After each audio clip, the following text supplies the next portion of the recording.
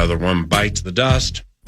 Bam, bam, bam. 3 in a row for KO.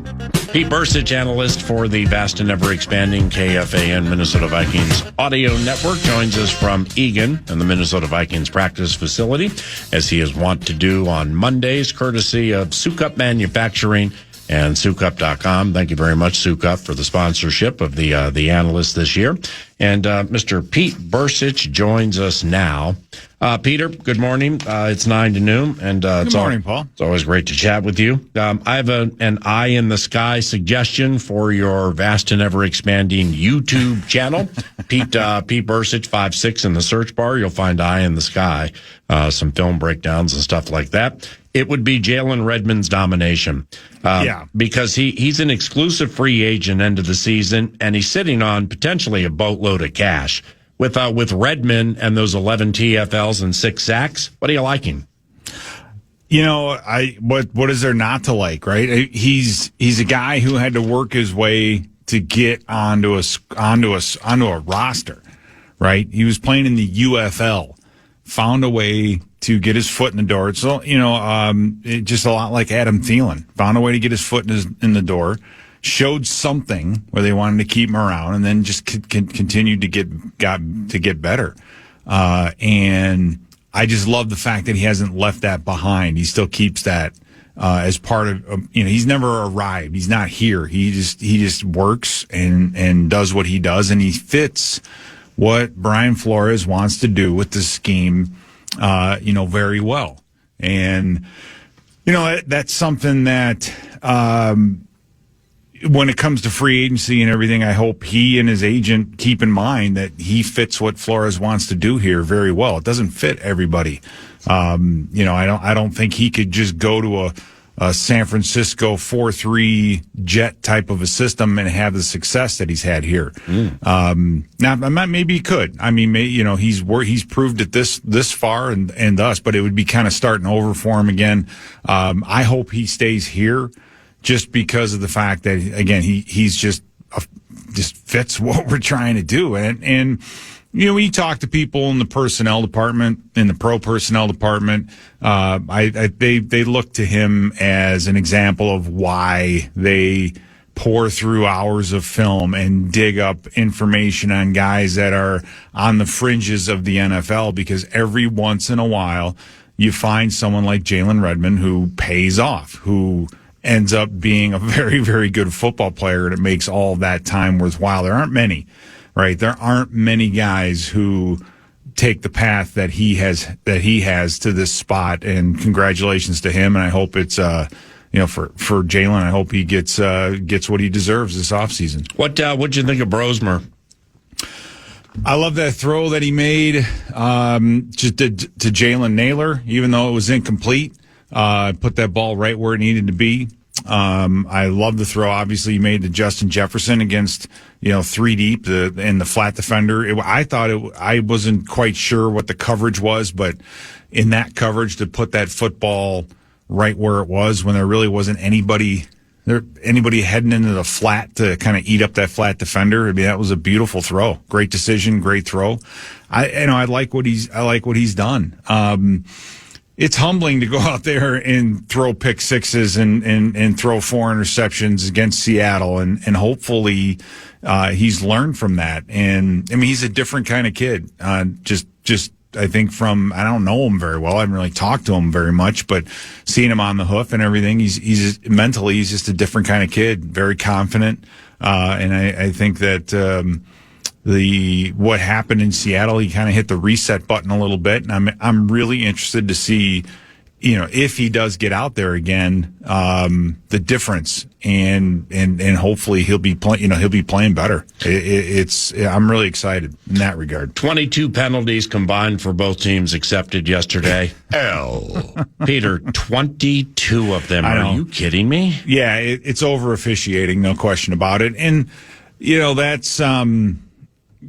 It's so much more in the spotlight. I was listening to you guys earlier and the problems that they're having in the NBA. With the officiating, it's just all you ask for. And I know with coaches, when I was coaching, and we would have to do the tapes, and we would, send in stuff into the league and question this and question that. It's just consistency. As a coach, you want consistency, because if you're teaching a technique or you're trying to teach a guy what to do or how to play this or how to do that, you have to give them guidelines as to what's okay and what's not. And 1 week it's going, doing this, it's going to be okay. A week later, it's not. As far as, like I look at Harrison Smith and the penalty that he got, and again, those are by the book. So meaning if you sack the quarterback and your helmet somehow makes contact with the helmet of the quarterback, that's automatically a penalty. We know that's not the case because we've seen it over and over and over again where the quarterback has been hit, he gets a helmet in the face and they don't call it. So those kinds of penalties have to be judgment calls. They can't be by the book. And that's the thing is, you can see it when a player is launching himself or when he's trying to injure, right? Using his helmet as a weapon. The sack that Harrison Smith had, it was nothing near that. He tried to use his shoulder. You can actually see him kind of turn his body. And again, I don't know how these guys can play this game at this speed and as quick as the game is. And then you're free to the quarterback. And then when you get there, you have to go, oh yeah, wait a minute. I can't just blow this guy up. I've got to kind of turn my shoulder here. And, they're very mobile and they might get away from me, but, I still have to kind of turn I think it's insanity. I don't see how calling those penalties is protecting players.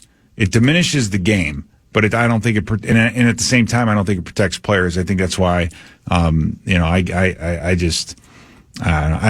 know. There's just been a lot of them, man. It was unbelievable. I don't know what to say.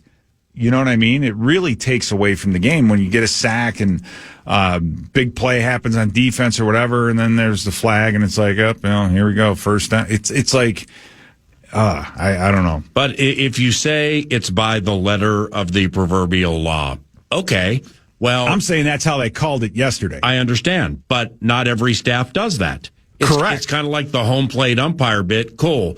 I got homeboy on Tuesday and low and outside's a strike. Now I got my man on Wednesday and high and inside's a strike. Lacking consistency is all these players and coaches want.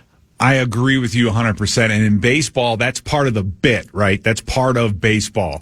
And that's, as a veteran, it's kind of that's why baseball is such a niche sport. It's like, okay, you got this umpire today. He's a low and outside guy. Okay, here we go. Pitcher, catcher, they know what's going on, blah, blah, blah. They manage it and they go from there.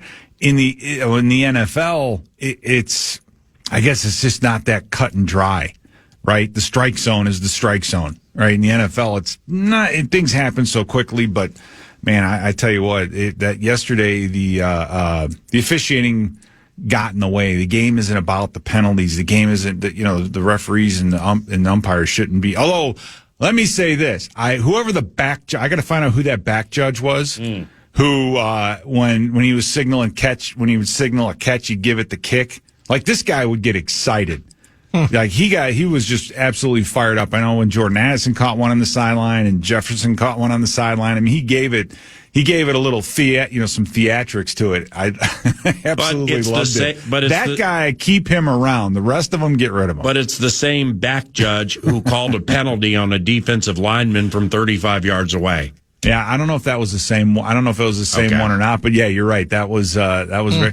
Now, I know they all have rules on where they're supposed to look, if it's run, if it's pass. I mean, so he may not have been out of bounds, so to speak. He may have been looking right where he was supposed to. I don't know. I don't know all the intricacies of what the referees are supposed to watch, front side, back side, play side, or, whatever. So, but yeah, again, though, that was. To see that flag, right, from like 40 yards away. Couldn't believe it. It was, but overall, wasn't it a bizarre game? I mean, Dart didn't throw a football in the first quarter. Not one. 0 pass attempts in the first quarter. Yeah. His first completion was to Byron Murphy Jr., I believe. Yeah. The whole thing was just absolutely weird. in that regard. Let me ask you this, Pete. We've done a lot of loving on Eric Wilson this season and the year that he's having, how important he's been to this defense. What about Blake Cashman, though? 120 tackles. He missed a couple of games, I believe, but he in his 11 games played, he's had double-digit grabs in 8 of those 11. I mean, just the consistency of Blake Cashman, we saw it a year ago as well. When he's on the field, this defense appears to be at its best. Yeah, absolutely. It's the versatility of the guys that we have, and then you go out there without Jonathan Grenard, who I still think is one of the best, if not the best defender on the field that we have, and then without Josh Metellus, and then you start doing the old, we'll put Jay Ward in on running downs, and third down Theo Jackson will come in for the coverage bit. We might, flop in Fabian Moreau every once in a while.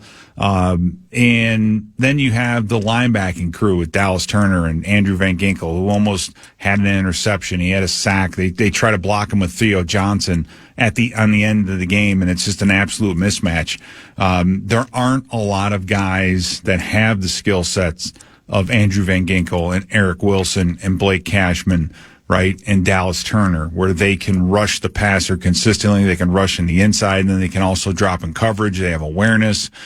It's that aspect of it, and the multiplicity of all these players is what causes all of these problems. Because when Harrison Smith walks down and stands outside on the edge of the defense at the line of scrimmage, you can't ignore him. You can't look at him and go, yeah, he's a decoy. He's not going to blitz, because he does, right? And so you can't just willy-nilly show things defensively, because a good quarterback will sniff it out, like Dak Prescott. He'll look at it and go, okay, they're not going to run this. They're disguising and doing something else, where you have to make it actually look like something. There's a whole nother level to it, and these guys execute it brilliantly.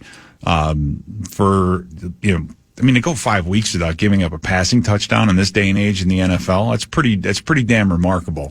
And all those guys, and I'll say this, that play Isaiah Rodgers made on Wan'Dale Robinson was unbelievable, because Wan'Dale Robinson was running wide ass open right through the middle of our defense, because we were zero blitzing. We didn't care, and we were like, and that's what Flores does. He's a quarterback, had to get rid of the football quickly because he was going to get lit up like a Christmas tree. So he just throws up a mortar shot, and Isaiah Rodgers, he's on the sideline covering the wide receiver, and he works his way all the way to the middle of the field and gets there perfectly timed to knock that football away. I think that was one of the greatest plays I've seen this defense make this year. That play by Isaiah Rodgers was just outstanding. And he was it looked like he was running like 3/4 speed. I mean, just no problems for number 2 catching up and making that play. Let me ask you this. Because you have to time it up, right? Yeah. You can't get there too early. Or else you have another Minneapolis Miracle. Well, and you got 21 becomes 22 or 23 penalties on the day, of course. What a day it was. J.J. McCarthy, I mean, it's, 2 games with Washington and Dallas. You see what I believe, market improvements for number 9. And then you get a half out of him yesterday. Hand injury aside, what did you see from the half you got out of J.J., to say good times, bad times, still working on this, cool moment here? What do you think? Yeah, he had his 12th interception, but I don't think it was on him. All right, it's a ball that should have been caught. Addison should have caught a touchdown. I'm sure he'd love to have that play back. The Naylor interception. I think his decisiveness was still there, right? And that's kind of, I think, where all this is really turned around, where you don't see him standing in the pocket just looking around trying to figure out. He makes his reads, and if they're not there, then he either throws a check down or pulls the thing down and starts to run. Like even on the touchdown that he scored, had he waited a fraction of a second longer, the rush would eventually got to him, and I don't know if he would have made it into the end zone. So his decision making, the accuracy still with some of the deeper throws, I've been impressed with. I'm just getting concerned about his ability to stay healthy. Yep. I mean, it's the third time this year. Depending on what we don't know, he might be fine, which would be fantastic, but he still missed half of a game. It's okay now because we're trying to figure out if the kid has it. It's not going to be okay week 3 next year when you're 2-0 out of the gate and your quarterback makes it through, you know what I mean? You're halfway through a game and now you got to go to your backup. So that concern about him staying healthy is real. Hopefully with him, him getting older, he's still young. PA brings that up all the time, and I appreciate that because I forget, that he's 22 years old. Yep. So he's got some physical developing to do. And, hopefully that'll go by the wayside, but it's a concern right now.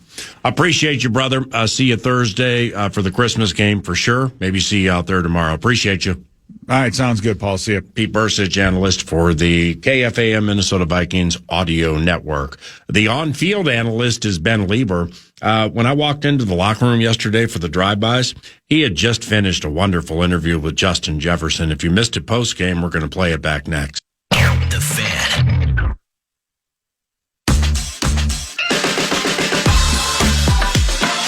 Welcome back, 9 to noon. You heard it towards the end of last segment. PA kind of promoing a conversation that Ben Lieber had yesterday with Justin Jefferson. 6 catches, 85 yards for number 18.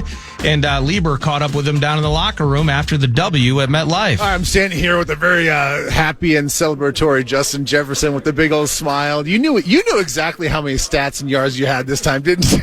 Oh, for sure. With a couple of plays, couple big opportunities on third down. Me making some big plays, and then of course, not really having that, statistics for the past couple of weeks. I definitely was locked in today. All right. I'm going to put you on the spot here. You had 2 incredible catches on the sidelines. You got to choose one. Which one was your favorite? You had for sure. I'm gonna say the second one. Yeah. Naylor's answering for you. Yeah, great ball. Just the late hands. And then toe tapping on the sideline on that big third down. That's very big for our offense to continue those drives and continue that momentum, and of course to give Max that confidence to continue to throw the ball. So yeah, that one was definitely one of my favorite ones. What did he say to you in the huddle after that? Great catch, great catch. But I always say, I always practice those type of catches. I always, just try to overdo myself in those type of situations. So for him to give me that opportunity, for KO to call that play, knowing that I'm most likely going to get that ball. I mean, it's just time and time again, we just got to continue to figure it out and continue to connect with each other. Did you guys expect that much pressure early in the game and kind of throughout? They didn't seem to be a heavy blitzing team, but really from the first play on, they were bringing some pressure. Yeah, I would say just, for the quarterbacks to not hold on to the ball too long and not us taking the top off of their defense. So, them just trying to get us to quick throw the ball and getting it in and out of the quarterback's hands, and for us to just go make those plays. So those screens and the stuff in the first half, those came from the blitz and us allowing to just man on and just, go attack and go get that first down. It seemed like this game more so than others, you were involved in a lot more of the quick underneath stuff, the quick crossing routes, especially some of the yak yards that you had. Was that just a product of what they were doing, or was that kind of built in the game plan to kind of get you involved underneath more often? A little both.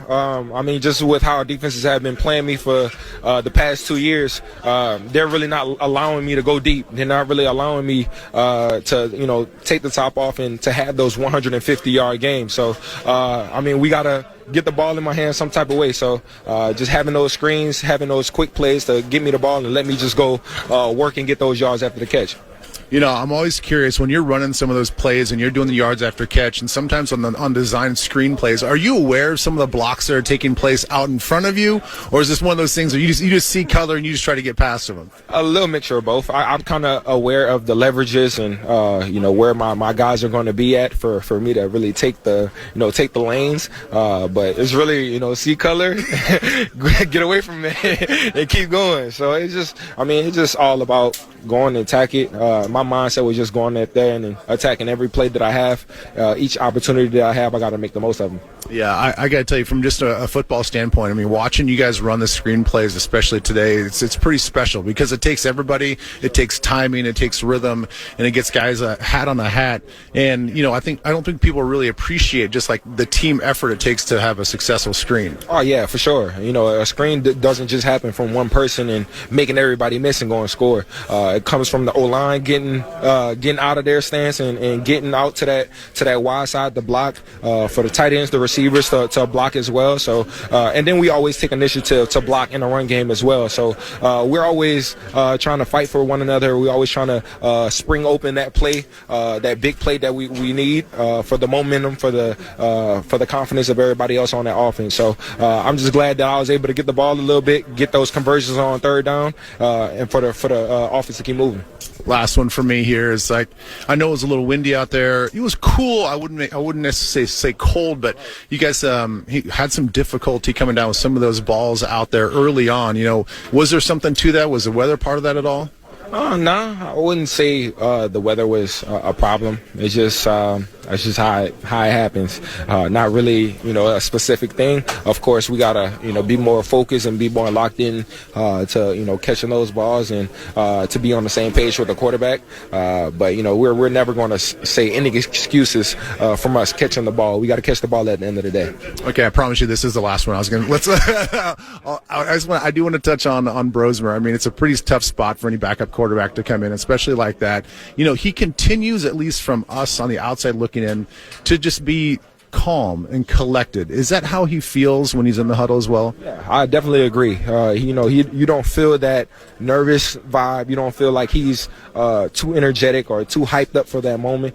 He's just cool, calm, and collected, going in there, doing his job, leading the offense to where we need to go. But we always have confidence in Max, confidence in JJ, confidence in anybody to go out there and do what we need to do, just because of the preparation that we have throughout the week, and then, of course, the playmakers that we have on the offensive side of the ball. So we're always confident in just going out there and playing our ball. But this is the type of ball we should have been playing for the whole entire season. So I'm just glad that we're having that finish mindset rather than just laying our heads on, planning our vacations in the off season and just going about our business. So I'm just happy that I'm with this group of guys. Yeah, great job, man. Great game. I appreciate it. All right, guys, back to you. Great job, Nacho, and likewise for Justin Jefferson. This is 9 to noon. It's 10:42. You're listening to KFAN. All right, let's take you inside the weeds here momentarily with Nordo, my producer, and yours truly. Yes, we love the NFL. Yes, we love chatting about the Minnesota Vikings. We do that a lot by day. But by night, whether it's chatting or talking, it would be like, did you see Dennis Schroeder's walk-off? Wow, Jamal Shed plays good perimeter defense. Hugo Gonzalez, the rookie, who knew? We are league freak raised. We love the NBA and we love the Timberwolves. And we also love Parker Fox, who's back in studio with us. What's up at Parker Fox 24? And good morning. And good morning, brother. Parker's brought a friend in. This excites me. When I started writing this last night, flying back from New Jersey and learning more about Joe Doerrer and Strictly B-ball, Strictly basketball, specifically with TikTok. My man's into it, and he's in studio with us now. Joe, welcome to 9 to Noon. How are you? I'm great. Appreciate you having me. I've been listening to this show for so long. We cover basketball all over the country now, but just like Parker, I'm a diehard Minnesota sports fan, so it's great to be in here. How do you guys know each other? How'd you meet? Yeah, we've met years ago, right? Like probably 5+ years ago. Yeah, I went to the University of Minnesota, and so I've always been a fan of the basketball team. When Parker came to the team, we got to know each other because I was doing basketball stuff, and I've known each other for probably 4 or 5 years now. What is Strictly B-ball, and what led to this becoming your passion? So what led to basketball originally becoming my passion was my dad used to be a high school teacher at De La Salle High School, and I always grew up watching those teams and going to Dave Thorson's basketball camps. Yeah. And Is Thorsten still with the Gophers? Yeah, he still is. Yep. Yeah, he was the one. Yeah, I want to meet him. I've been Have you meaning not, to tell huh? you that. He seems like he'd be perfect to have on this radio show he's old school, best school, man. The guy's the bomb. Like, he tweets. Yeah. And I've just read up on him and stuff. He seems fantastic. Yeah. He is Minnesota basketball. Yeah, like, definitely. for sure. Yeah, you talked about connections that you have throughout like the football world. He's that with basketball. You know, you win 6 straight, state championships at De La Salle. You're doing something right. So, yeah, I didn't even know you had that De La Salle connection. Yeah. My dad worked there. He doesn't work there anymore, but then I just became a Timberwolves fan. Ricky Rubio is my first favorite player. He helped me fall in love with the game. And then now with Strictly B-Ball, my friend Nolan Newberg and myself, we grew up together, and we always shared the basketball passion and the social media passion. And we just started making videos and posting them on social media. And eventually, around 2020, we really took off on TikTok. And then started doing a lot of high school basketball stuff, which all started with Chet Holmgren. Went out to a game, filmed on our phones, made a recap of the game, and that video got like 5 million views. Damn. And after that, we just decided to keep doing high school basketball stuff. So do you know Chet? Yeah, we. I was going to say, could you text him and see if he's playing tonight? I'm in a high-end fantasy basketball league.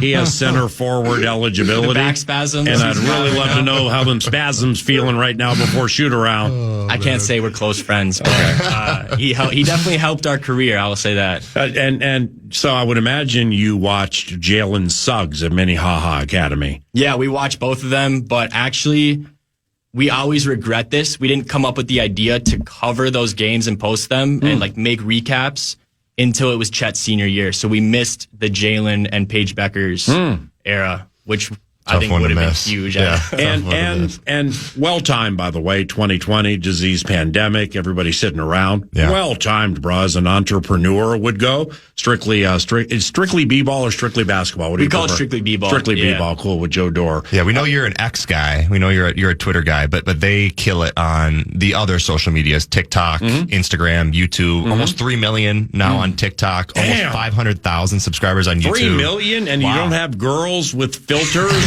dancing?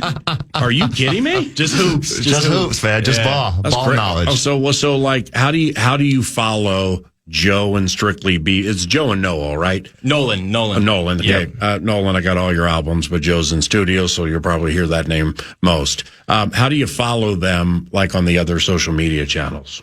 At Strictly B-Ball on everything: Instagram, TikTok, YouTube. We're even on Snapchat, Spotlight now, which is What's new Spotlight? to us. Yeah, It's I don't like even know. every social media. Is it a Substack?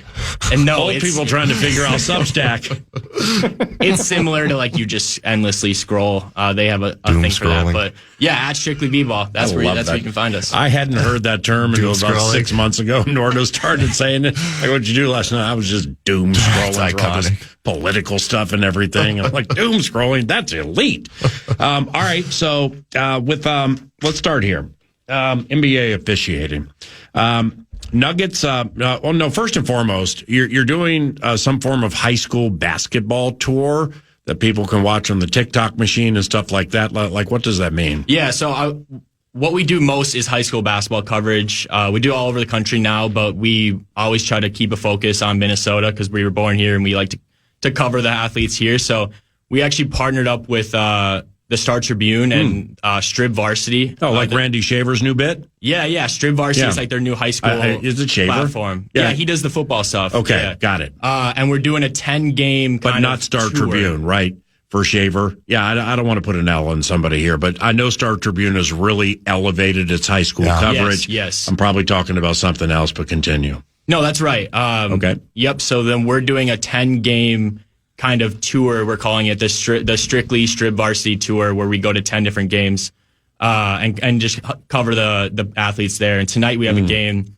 It's Crosby Ironton at Rosemount girls basketball, which is featuring 2 Gopher commits. Wow. Tori Orline, who has scored over 4,000 points in her high school career, and the Ramlaw sisters. So that's our game tonight, and we have 8 more games on our little tour that we're doing. I never saw Parker play at Matamidi. I would imagine that there was some domination to the situation.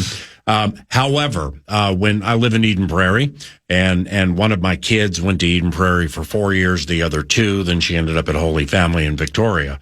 But I got to know Ryan Iverson a little bit. Ryan Iverson, high school basketball at Eden Prairie High School. I mean, I don't know if you ever saw it or heard about it or anything. I mean, man, you talk about a dog. Jamal Abu Shamala at Shakopee. I mean, those were dogs in high school basketball, man. Yeah, you're exactly right. There's so much talent, and I think like it's a credit to you guys for what you've done. And a lot of people look at the men's side, right? Like we've had Jalen Suggs, we've had Chet Holmgren, we've had the Jones brothers. There's been so many good men's players, but also female players on the female side. Like you look at Mara Braun and Amaya Battle. They're having really successful years at the U. And then you have some of these girls coming up. What's the Duluth girl? She is Chloe Johnson. Yeah, we covered her. We actually drove to Duluth in the middle of that snowstorm we had.